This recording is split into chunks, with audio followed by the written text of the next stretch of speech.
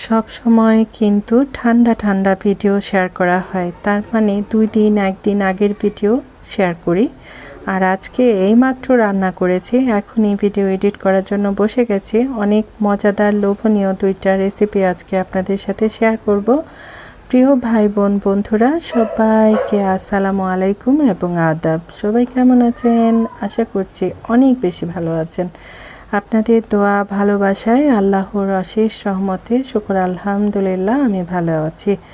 আর এই তো চিচিঙ্গা ভাজির রেসিপি শেয়ার করতে যাচ্ছি। এখানে চিচিঙ্গা কাটা ধোয়া করে কিছু পেঁয়াজ দিয়েছি, কাঁচামরিচ দিয়েছি, পরিমাণ মতো লবণ দিয়েছি। তারপর এই যে সিদ্ধ করে নিলাম, চোখের পলকে কিন্তু আমার রান্না বান্না হয়ে যায়।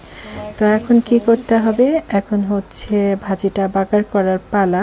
তো আমি বেশ কিছু শুকনা মরিচ এটা তেলের মধ্যে লাল লাল করে ভেজে নেব। যে কোনো ভাজি বা শাক পাতা খাওয়ার সময় শুকনো মরিচ ভাজা দিয়ে খেতে আমার কাছে তো অনেক বেশি মজা লাগে। কার কাছে কেমন লাগে ইচ্ছা হলে আমাকে কমেন্ট করে জানাতে পারেন। আর এখন কি করব, এখানে বেশ কিছু পেঁয়াজ ব্রাউন কালার করে নেব। ভাজি রান্নার ক্ষেত্রে পেঁয়াজ তেল এগুলার পরিমাণটা একটু বেশি লাগে, নতুবা আমার কাছে কেন যেন ভালো লাগে না। অনেকে ভাববেন বা বলবেন যে এত তেল পেঁয়াজ এগুলো যত কম খাওয়া যায় ততই মঙ্গল বা স্বাস্থ্যসম্মত। এটা সত্যি কথা। মশলা যে কোনো মশলাই কম খাওয়া গেলে এটা স্বাস্থ্যসম্মত। আমি আবার কি ভাবি জানেন, মরে গেলে তো আর খেতে পারবো না, যা যেমন খেতে ইচ্ছা করে তেমন করে খেয়ে ফেলি, এই আর কি। তো যাই হোক, কথা বলতে বলতে এই তো পেঁয়াজটা ব্রাউন কালার হয়ে গেছে। এখন আমি সিদ্ধ করে রাখা চিচিঙ্গাটা দিয়ে দিচ্ছি। এই সুযোগে আমার প্রিয় ভাই বোনদের কাছে বিনীত অনুরোধ থাকবে, অবশ্যই লাইক করবেন। আর আজকে যারা প্রথম আমাকে দেখছেন অবশ্যই আমার চ্যানেলটা সাবস্ক্রাইব করে আমাকে এগিয়ে যেতে সাহায্য করবেন। আরেকটা কথা হচ্ছে, হাজারবার বলা সত্ত্বেও সবাই যারা আর কি নতুন বন্ধু করছেন তারা এই একটা ভুল করেই থাকেন যে তোমাকে বন্ধু করে গেলাম, তোমাকে সাবস্ক্রাইব করে গেলাম, তোমাকে এটা করে গেলাম, সেটা করে গেলাম। এগুলা ভিডিওর নিচে কেন আপনারা কমেন্ট করেন এটা আমার মাথায় ঢোকে না। তো যাই হোক, আমি চিচিঙ্গাটা নাড়াচাড়া করে সেটা মানে হওয়ার জন্য চুলায় বসায় রেখেছি। তেলটা যখন চিটচিট করবে তখন বুঝে নিতে হবে চিচিঙ্গা ভাজিটা হয়ে গেছে। এই সুযোগে আমি আবার কি করছি, হাতে মেখে ভুনা ডাল রান্না করছি।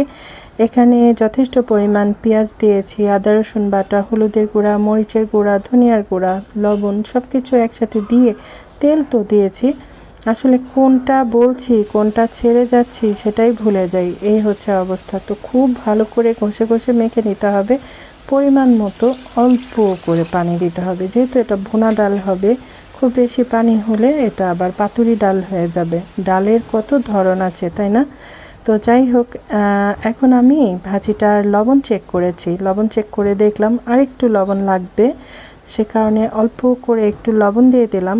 আর এখন হচ্ছে মূল উপকরণ, এটা না দিলে আসলে ভাজিটা মজাই হবে না। এখানে হাফ চা চামচ চিনি ব্যবহার করেছি, আপনাদের ইচ্ছা হলে দিতে পারেন আর ইচ্ছা না হলে বাদ দিয়ে যেতে পারেন। আমি যে কোনো ভাজি রান্নার ক্ষেত্রে একটু চিনি ব্যবহার করি, আমার কাছে তাতে করে টেস্টটা খুব বেশি ভালো আসে। আর কি যেন বলে, আর একটু নাড়াচাড়া করে যখন তেলটা চিটচিট করবে তখন এটা আমি সার্ভ করে নিব। আর ফাইনাল লুক তো অবশ্যই শেয়ার করব।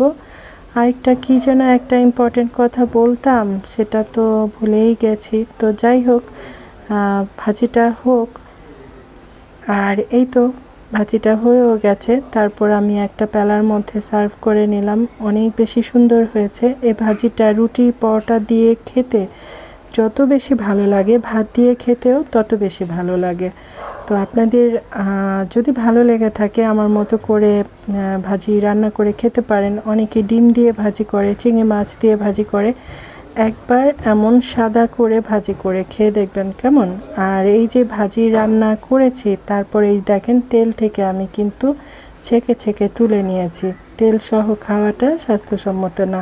এদিকে ডালটাও বসাই দিয়েছিলাম, ডালটা কিন্তু হওয়ার পথে। তো আমি কিন্তু প্রথমে কাঁচামরিচটা ব্যবহার করি নাই, এখন এই যে কয়েকটা কাঁচামরিচ মাথাটা ভেঙে দিয়েছি যেন খুব সুন্দর একটা ফ্লেভার আসে। ভুনা ডাল আর ভাজি এগুলোই ছিল আমার আজকের রান্না বান্না। মূলত গতকালকে আমি মুরগি রান্না করেছিলাম, আর গতকালকে তো ওয়েদার একদম ভালো ছিল না, সে কারণে ভিডিও করারও ইচ্ছা হয় নাই, করি নাই যে আর কত রান্না করব, ভিডিও করব। তো এদিকে আমি ভাতটা চুলায় বসাই দিয়েছি আর ডালটার ফাইনাল লুক শেয়ার করার জন্য চলে এসেছি। আজকে হচ্ছে গরম গরম ভিডিও শেয়ার করছি। ঠান্ডা ভিডিও শেয়ার করে দেখেছি খুব একটা ভিউজ হয় না, তো মনে মনে ভাবলাম গরম গরম ভিডিও শেয়ার করে দেখি তো একটা ভিডিও ভাইরাল হয় কি না।